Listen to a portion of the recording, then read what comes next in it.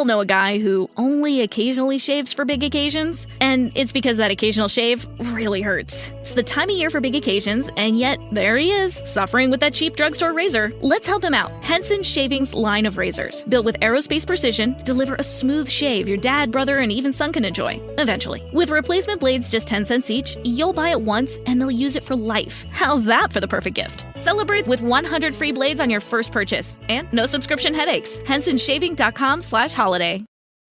Don't forget that your skin is your largest organ, and the sun can be your skin's worst enemy.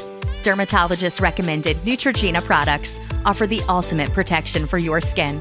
From makeup remover wipes to Hydro Boost Water Gel Facial Moisturizer, BJ's has your entire lineup of Neutrogena skincare products. And now through December 3rd, save $4 on any Neutrogena product at BJ's. Love your skin back and save now through December 3rd, only at BJ's. Welcome to the No Fruit Podcast, where we talk about our life experiences with a spiritual twist. Hosted by Maurice and Kafa. We hope you enjoy today's episode. We know you're going to enjoy today's episode. We know. You want to know why? Why, Maurice? Because we are going, our topic for today from the Last Pew. The very back. Yeah, from the very back. So here's the thing, right? We listen to comedians talk about church, right? We listen to them portray certain aspects of the worship experience, quote unquote, right? And the one thing that always seems to come up, and unfortunately, I don't always find it funny the way it's portrayed, because some people do a very good job at it, but then some of it's just like, all right, you're doing the exact same routine somebody else has done ish, if you will. So it's nothing new. It's nothing new, right? Mm-hmm. And what I'm talking about is the church announcements, right? So, because everybody talks about, Miss Sister Bernice is reading the announcements and she can't barely read and da. Right? So it's that vibe, right? Yes. And so, we get caught up in that as we listen to comedians and so forth and so on. And go through real life. And yes, right. And the reality is, when you have a guest that comes in and listen to these announcements, or the announcements that are being read, are they geared to the people that's on the front row, or are they geared to the people on the back row? Mm-hmm. And so, they usually couple welcome with the announcements, like this is right. the break-in service, like, hey, right. Now we're not really worshiping right now. We're right. not really doing anything. So, real quick, let me welcome everybody who is not a member. You right. know what I mean? They ask you to stand. They might, depending on the size of the church, may ask you to say something or whatever. Right. And then it goes into the church announcements. Mm-hmm. And again, like you're saying, Maurice, it's not geared to the welcome at all. Right, Unless you're just trying to be like, oh, look at all the stuff we're doing. Right. You might not be able to be a part of it, but look at all we're doing. Are the church announcements for people who are not a member? Like, hey, by the way, here's some stuff that's going on. Maybe you would want to be a part of our church and participate in these things. Or is it truly just church announcements for those members? And that's the other part that bothers me. I'm sorry to rant on, but why do you have to read it to me? If it's in the bulletin, and somebody took the time to type it up. Right. And I'm only talking because my husband used to be a church administrator, and he used to sit there and type that stuff, and I had to proofread it. As the proofreader, like, don't stand up there and read it. Don't insult my intelligence. Like, if you put it in the bulletin, leave it as that. Look, I have multiple degrees. I can read. I can read it. Just say, look, this week's activities are listed in your bulletin. Right. That's that. Right. Visitors, I hope you will join us for some of these events. Mm-hmm. These activities. We would right. love to see you some other day other than Sunday. Right. Keep it like that. Like, if you're a part of an auxiliary or group within the church, somebody gonna call you and remind you that stuff is happening anyway. Most definitely. Calling post. You know what I mean? Like, somebody gonna reach out to you, be like, yo, where you at? You're not here. So why do I have to sit through, and church announcements, like you said, you have the comedians talk about the Miss Bernice who can't read, or, right. And I did church announcements a few times, and I would hate when they would give me the piece of paper before I walked up. Like, I've been here since, an hour before service. Get me your little teeny piece of paper, and make it legible. Right. You know what I mean? Because then I look like an idiot trying to understand what you said. And then you want to get up and tell me that I said it wrong and want to make the announcement all on your own. Right. So, and just all that movement. We talked about this in some other podcasts. Just all that movement, all of that downtime, whatever. Does it really need to be there? And then I went to another church as a visitor. I'm sorry, y'all. I said, I wanted to sit on the back pew. It wasn't no space. They set me towards the front. Anyway, when it came time for the announcements, they turned the lights down. They turned the movie theater on. I was like, "What they gonna pass?" Movie theater. It became a movie theater. I lied to you not. The surround sound, the music, the lights, and then somebody came on. Instead of a person, the church was so packed, but instead of a person welcoming us, no, we had a whole, video of somebody saying welcome. Well, I didn't feel welcomed anymore. Right. You know what I mean? Like, you put a video up to say welcome to church? Yeah. Like, okay. That just seemed a little bit impersonal to me. But that's just how I feel. All right. So hopefully you can kind of get the idea of where we're coming from with this episode, right? So we're looking at this from the visitor view, if you will. The visitor view. Because sometimes as a visitor, you're coming in late. You're not always coming on time. Right. That's one thing. But even so, if I'm coming back a second time as a visitor or a third time, then I might know when you're going to do announcements. I might wait. Right. Until afterwards, so that I don't have to sit through all of that stuff, because it's not directed at me. And I think that's what, listen to you. I think sometimes we get caught up in the announcements, being the announcer, being seen. Because normally in other cases, in other situations, throughout the worship experience, a lot of times the normal person is not up front. Right. Right? Because normally you have ministers and associate ministers and pastors and associate pastors or assistant pastors and, heads of organizations. Everybody's on the front row, right? You have the choir members. Okay, they're seen every now and then. The ushers kind of walk by. They're kind of seen. They're seen but not seen. They're seen in the sense of, hey, we're going to do our quick little usher march around a church as we're doing offering, or we're handing out the baskets. So the ushers get seen a little bit. And then so normally those that I guess technically have a position but don't have one, being the hostess committee, or something like that, that's the time for them to say something. You get what I mean? So why not go up there and shine a little bit and whatnot? Especially for those that love the church, quote unquote. So let me show a little spunk and whatnot as we're talking, right? So why not? That's the way I look at it for some individuals. Because I'm thinking about some of them ladies that used to say announcements at my church. Some of them used to be really, really spunky, and want to express things and have, be, as you stated, it's the break in the worship service where it feels like it's like almost intermission.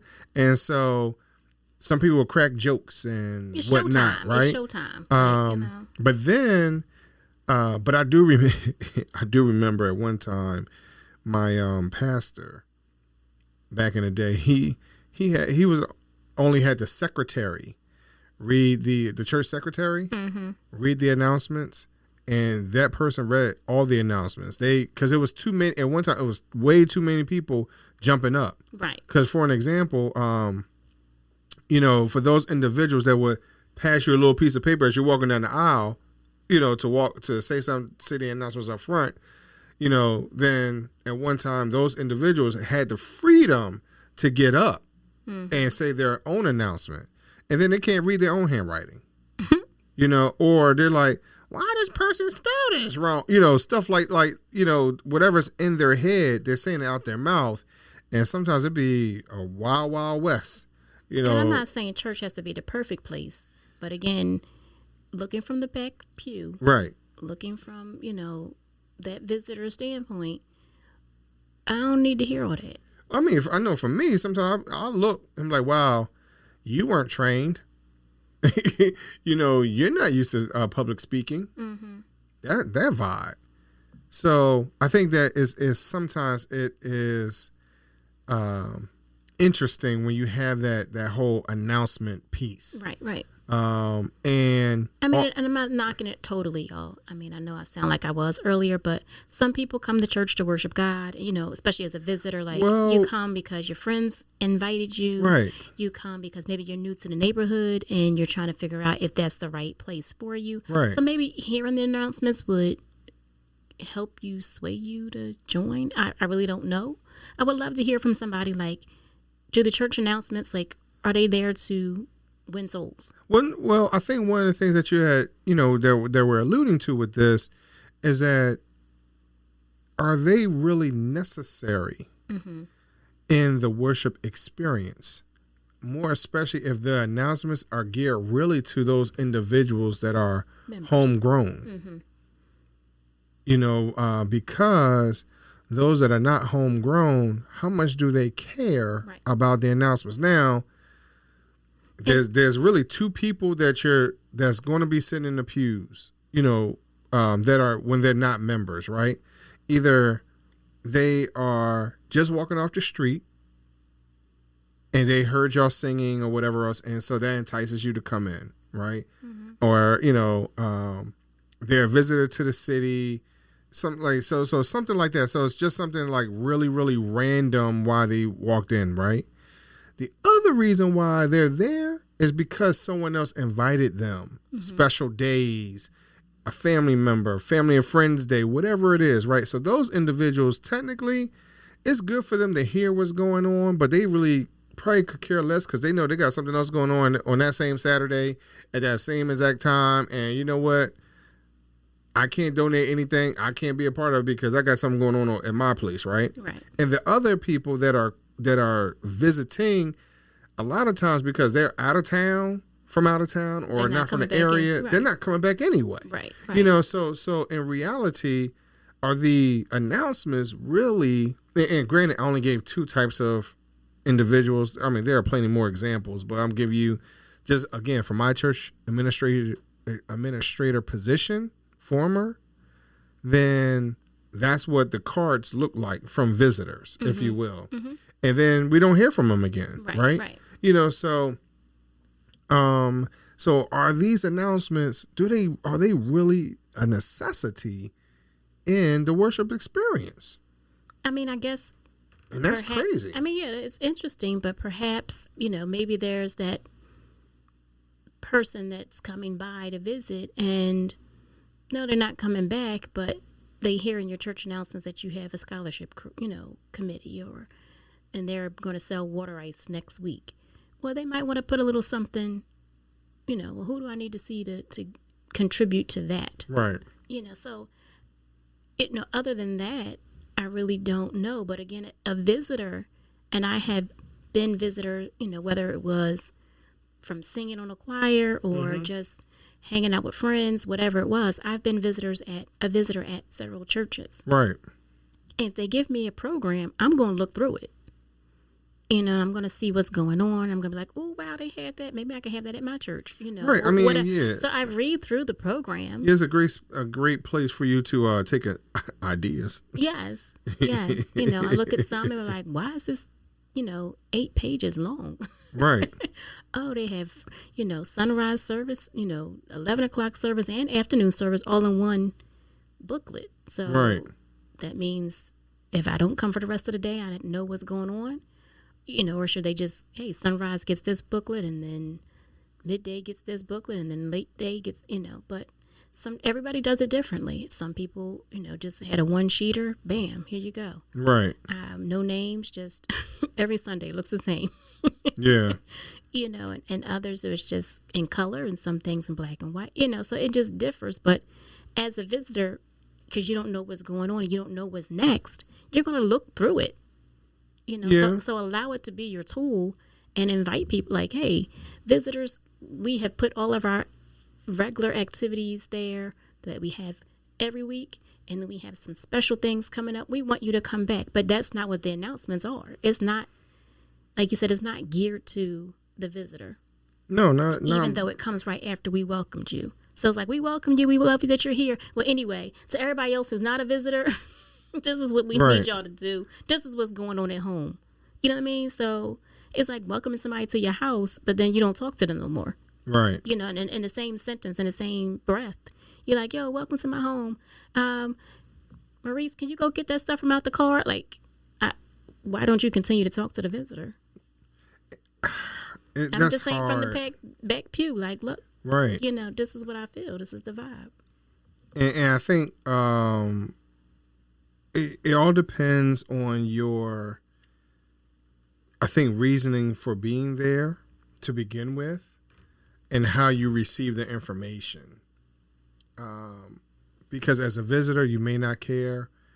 As a out-of-town type visitor, as a visitor that is visiting with your friends and family, if you will, right. Sometimes that you get to hear your family member's name being called, depending on the situation or whatever.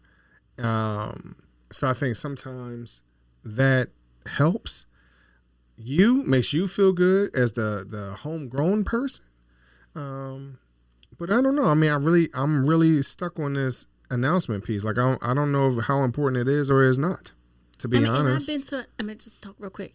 Another church, because you said something about, because it's geared to the homegrown people or the people who are already members. This church they have the screens in the sanctuary. So prior to service, they run a slideshow of all of the announcements and whatnot. So they don't do announcements during service, but you can see all of those prior to service and after service as people are leaving, because the church was that big, so I think it took that long to get out, so you could sit there and read them by the time you could exit the building. Mm-hmm. Another church, I think, did it during offering, because, if it's that large, it takes a long time for everybody to get around to you. Yeah. Or it was so large that you didn't go to the table. The ushers would come and pass the baskets, because it wasn't plates. Mm-hmm. It was baskets. So during that time while the choir is singing and giving you some giving music, they had the announcements shown there. And then the pastor might say something, because that's the other thing. It's like you do this welcome, and then you have like church announcements, and then the pastor does his welcome or his announcements, right, or her announcements, right? Things that some people feel as though is more important for them to reiterate, right? Because in reality, and I think this is a given across the board. Sometimes things are supported more if the pastor says something about it, right, or at least that's the way they feel. Yeah. I've been in so many different situations where the pastors won't tell the members that they're going on vacation for fear that they won't give, because they're not there, so, so that's a whole nother situation that people kind of deal with, to say, hey, you know what, if it's coming from the pastor, if he says, hey, support this, it'll be a different vibe versus him not and showing support for the kids or whatever. So I think it's a long shot. Like, it's a lot to unpack. And I'm gonna be honest with you. Sometimes the announcements can be out of hand. Sometimes they could be too wordy, too lengthy, too whatevery. And like I said, is it really needed? As much as we put stock in now back in the day, yeah. Sometimes you did some of that stuff it was needed because of what? It was needed because everyone could not read, which is one of the things that you had just mentioned. Right. Like, yo, why are you going to read it to me? I could read. Why read it to me? So, but if you think about maybe, let's say 100 years ago, was everybody able, a willing body, an able body to read? So I can understand where the announcements might have been read, but sometimes some traditions can kind of be pushed to the side. Right. Now, I don't agree necessarily with what you said, where it turned into a whole movie. Then I would not, I would be in a whole nother space. Mm-hmm. I'm not sure if I would really want to praise God in that space. Scared the light's gonna get turned off again. I mean, I don't know. Like I guess I would see. For those of you who know me, I'm on a border of being progressive and traditional. So in that, if I saw the lights go down and they're reading something or a whole video comes on and all that type of stuff, I might ask the usher for some popcorn. That's why I felt like, you the get what I lights mean? go down and then the screen, the movie can't. So that, yeah. See, I think that it's nice to have technology and to enhance things. I think that if you have a true digital platform, that digital commercial, if you will, quote unquote, for your announcements is helpful. But you don't need, or you can utilize that. There's a certain time and place for that. Mm-hmm. So I think, can you use a digital commercial as a before church or after church, but not during church or not during the worship experience? Service. Yeah, yes. So I think that's the difference. I think it's all about timing. Mm-hmm. Because you could use that as a, if you're going to use it in the very beginning, then that could kind of start everyone to get themselves together. Mm-hmm. Hey, look, and then by the end, if you do it at the end, but people are leaving out, so you're not sure how that would captivate people, whatever else, especially when you're not supposed to break the spirit as you're going out the door, if you will. So I think it's a really hard space, being the announcements and when they're read, where they're played or whatever it is. I really do. Like, I think it's not, especially if you're in a space where the spirit is high, because I've been in a few churches where the spirit appeared to be high, right? And then people are forcing the announcements in. And especially if that person that was reading the announcements was not a very high-spirited person. Right.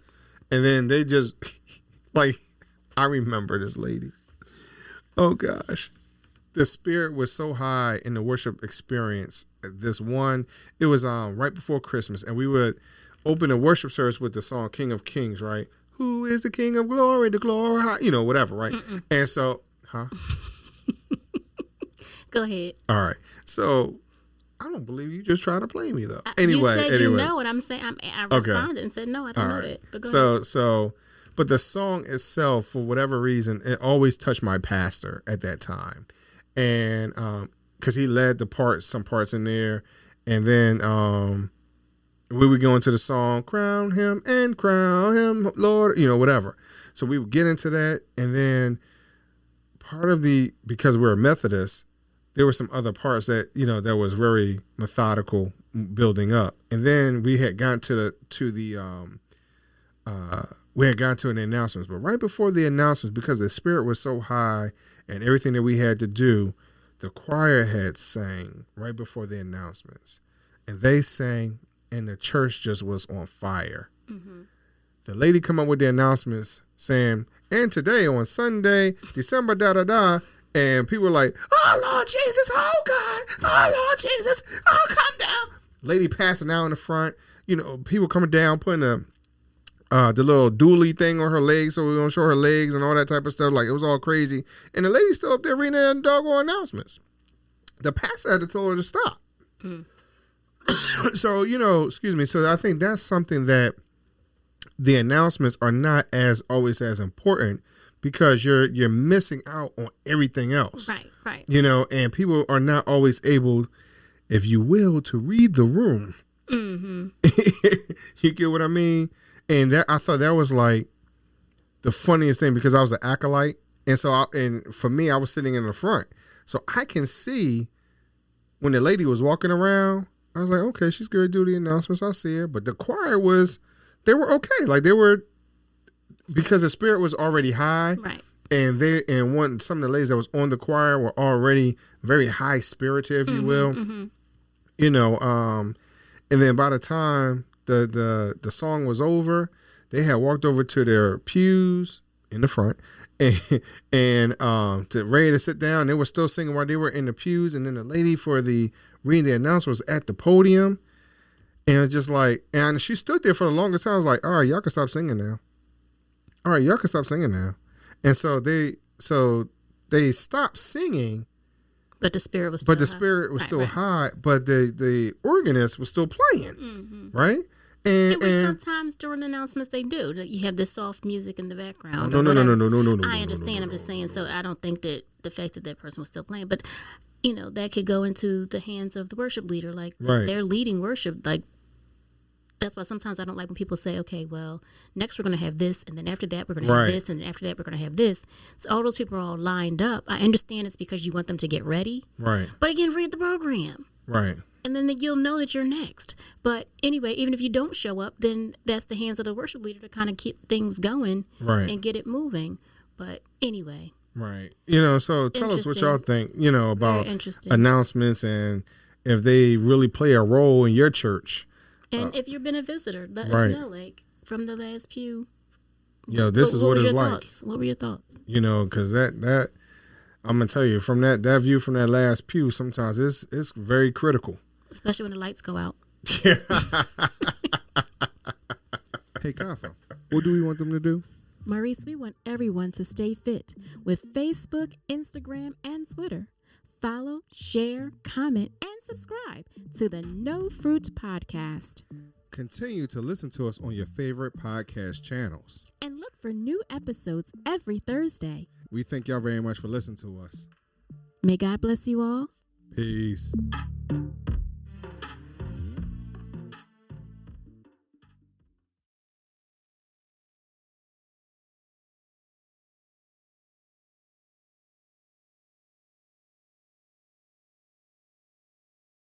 We all know a guy who only occasionally shaves for big occasions, and it's because that occasional shave really hurts. It's the time of year for big occasions, and yet there he is, suffering with that cheap drugstore razor. Let's help him out. Henson Shaving's line of razors, built with aerospace precision, deliver a smooth shave your dad, brother, and even son can enjoy, eventually. With replacement blades just 10 cents each, you'll buy it once, and they'll use it for life. How's that for the perfect gift? Celebrate with 100 free blades on your first purchase, and no subscription headaches. HensonShaving.com/holiday. Don't forget that your skin is your largest organ, and the sun can be your skin's worst enemy. Dermatologist-recommended Neutrogena products offer the ultimate protection for your skin. From makeup remover wipes to Hydro Boost Water Gel Facial Moisturizer, BJ's has your entire lineup of Neutrogena skincare products. And now through December 3rd, save $4 on any Neutrogena product at BJ's. Love your skin back and save now through December 3rd, only at BJ's.